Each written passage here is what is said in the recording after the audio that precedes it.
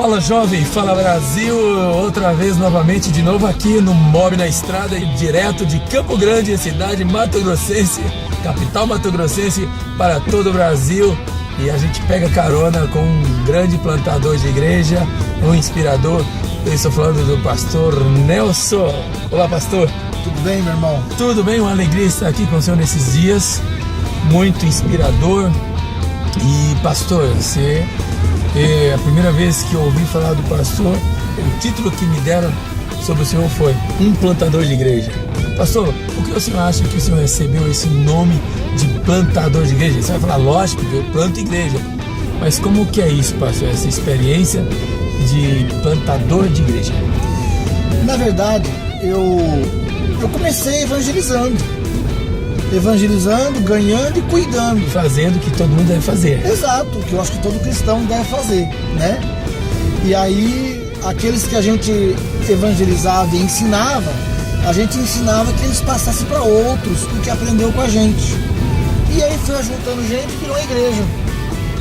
E aí surgiu a ideia que eu sou plantador de igreja. Uhum. Tá, o senhor é paranaense. Paranaense. E aí viram esse perfil, plantador de igreja? O senhor já tinha plantado ali algumas igrejas? Não. Quando eu era membro da igreja de Cascavel, sim, na época de um pastor, antes do pastor Eliezer, o pastor Jarbas Krieger, eu comecei com um grupo familiar na minha casa. E aquele grupo de 3 pessoas virou 70 pessoas em 6 meses. Sim. E aí então surgiu a ideia que a gente era plantador de igreja. Aí aconteceu uma série de situações, e depois veio o pastor Eliezer e nos enviou para Guaraniaçu, ali próximo a Cascavel. Certo. Aí a gente voltou a colocar em prática a ideia do evangelizar, do cuidar, né? E a ideia de transmitir aquilo para as pessoas também ouvir, aprender e transmitir. E aí surgiu a igreja de Guaraniaçu, que foi emancipada com 2 anos e 9 meses de trabalho. E aí surgiu a ideia de plantarmos a igreja em Quedas do Iguaçu, também que emancipou-se com 3 anos e 10 meses. Certo. E aí surgiu a ideia do plantador de igreja. Ô pastor, o senhor também teve uma história de plantação de uma outra igreja, não sei se o senhor pode falar sobre isso. Aquela igreja começou com uma pessoa lá da Xexinoe que se converteu e depois... Exato. A irmã Mari, ela era participante de uma seita chamada Xexinoe e nós começamos a evangelizá-la. Aí, com 6 meses, chegou mais um casal, o irmão Luiz e o irmão Norci, e continuamos o discipulado por 2 anos e meio. Pastor, era uma distância, não... 90 quilômetros. O senhor ia uma vez por semana? Todas as terças-feiras. Durante quanto tempo? 2 anos e meio. 2 anos, toda terça. A discipular 6 meses uma pessoa e depois mais 2 anos, 3 pessoas. Veio mais um casal, juntou 3. Aí quando essas 3 pessoas, a irmã Mari, a irmã Denorci, o irmão Luiz, estavam consolidados, batizados, membros da igreja, já aptos para transmitir o que nós ensinamos, aí enviamos o missionário, o então presbítero Selomar e a esposa a missionária Adriana, para Quedas do Iguaçu, para onde eles começaram a igreja. E o segredo está aqui. Onde passou a funcionar essa igreja batista independente? Hoje ela funciona no prédio que anteriormente era da Xexinoe. Porque foram líderes da Xexinoe que se converteram. E hoje uma igreja batista independente. Hoje a igreja batista independente. Isso é fantástico. Os mesmos líderes e o mesmo prédio. Hoje é batista independente. Fantástico. Então não é à toa seu nome de plantador de igreja. Plantando igreja até onde era uma igreja Xexinoe, agora igreja batista independente. Que hoje pastoreada pelo pastor Selomar, missionária Adriana, está indo lá de vento em pouco. Já é uma igreja emancipada? Emancipada. Hoje é uma igreja que anda com as próprias pernas. Tá, e a sua vinda do Paraná para Campo Grande, como é que foi? Então, o pastor Tiago Majinski nos desafiou, e quando ele nos desafiou, eu prontamente disse não. Logo, alguns dias mais, Deus começou a falar ao nosso coração, que ia anunciar no Paraná, enfim. E aí foi acontecendo que logo em seguida o pastor Eliezer também nos desafiou. E aí entendemos que era Deus agindo. E a gente veio para cá com o desafio não de plantar uma igreja, não de organizar uma igreja, mas de organizar uma convenção. Esse foi o desafio que a CIB, junto com a CIBPAR, nos fez. Então o desafio é organizar 5 igrejas no estado contando com a igreja que já existe em Dourados. Então logo eu terá 5 igrejas, então organizar a convenção. É o desafio. Esse é o desafio. Começar. Tá, mas aí eu tenho mais 2 perguntas, pastor. Uma é sobre uma dica que o senhor vai deixar para um jovem que tem um desejo, um chamado missionário e quem sabe de plantador de igreja. Eu vou pedir para o senhor dar uma dica, como é que deve ser, qual é esse perfil. E eu também tenho uma pergunta que o pessoal faz muito, a juventude faz. Como foi o seu chamado? Onde o senhor estava? Como é que foi o ambiente? Olha, um chamado, desde a idade de 5 anos de idade, Deus já usava pessoas para falar, né, do meu chamado. Mas foi no ano de 96, pastor Pedro Adão Janso, junto com o seu André, com o seu filho André Janso, num acampamento lá em Guarapuava, no Recanto do Jairo. Sim. O pastor André estava pregando, aí Deus usou o pastor Pedro Adão, que era o pai dele, falando em línguas, e o pastor Moacir Andrade interpretando.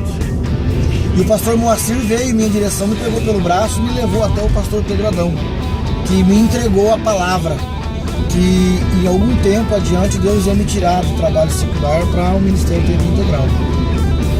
E eu já era líder de jovens na época, naquele momento eu já era líder de jovens na igreja de Cascavel. Sim. Na liderança do pastor Jorge Gonçalves. Mas houve uma experiência forte em um acampamento de jovens. Exatamente. A partir daquele acampamento, e foi tremendo. O pastor Adecildo Batista, ele era presidente do Mobipar na época. E eu tinha assumido a mocidade da igreja de Cascavel naqueles dias.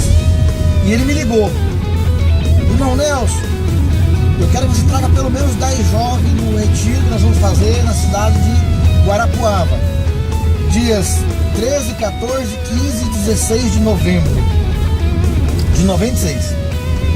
Aí eu falei: não, pastor, não vai só 10 não, eu vou pegar um ônibus com pelo menos 30 jovens. Mas nós tínhamos só uns 15 jovens na igreja na época. Certo. E aí começamos a trabalhar. Nós vendemos relógios de parede, vendemos algumas coisas e conseguimos levantar dinheiro para o ônibus. E aí a gente convidou jovens até que estava chegando da igreja para ir. E nós conseguimos pagar parte da passagem daqueles jovens. Maravilha. E aí fomos em 31 jovens para aquele retiro de jovens. E naquele retiro foi que Deus falou comigo, confirmou a palavra profética através da vida do pastor Pedro Adão, que ele estava me entregando o ministério.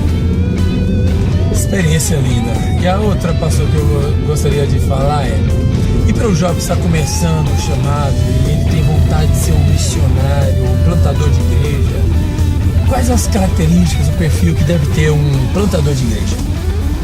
O plantador de igreja, ele deve ter a mentalidade de não jogar semente ao vento. A semente jogada ao vento é um percentual muito pequeno da colheita. Certo.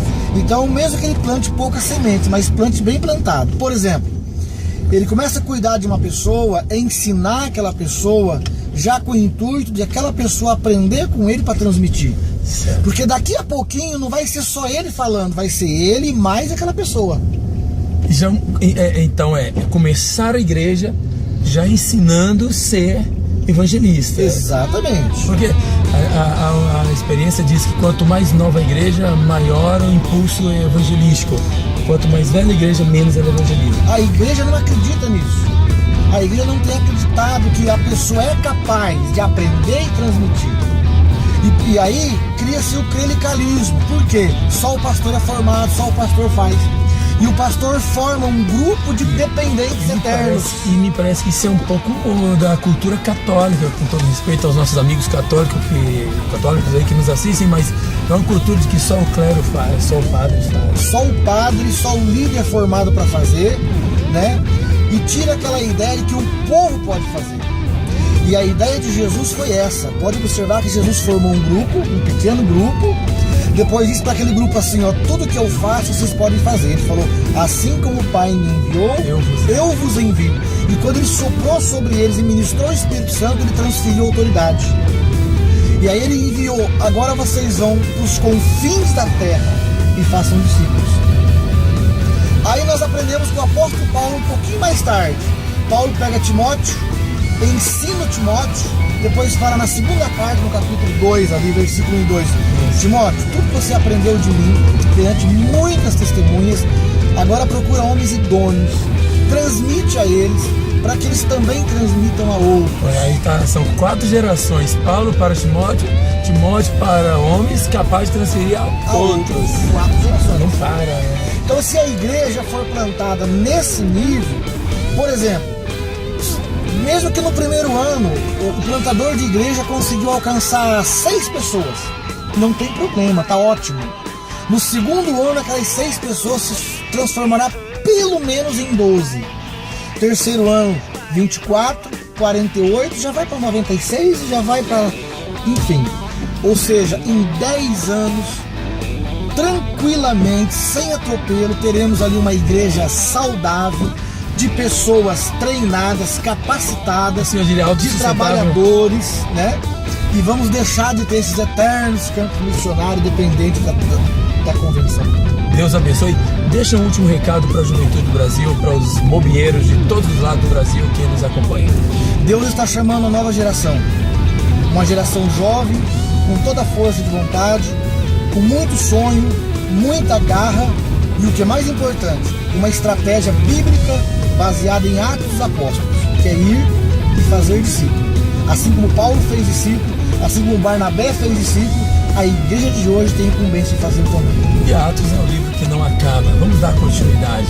Pastor, o senhor falou, o senhor foi desafiado a levar 10 jovens para um acampamento, o senhor levou 31, e eu gostaria de desafiar o senhor a levar uns 10 jovens para o Mobiliza.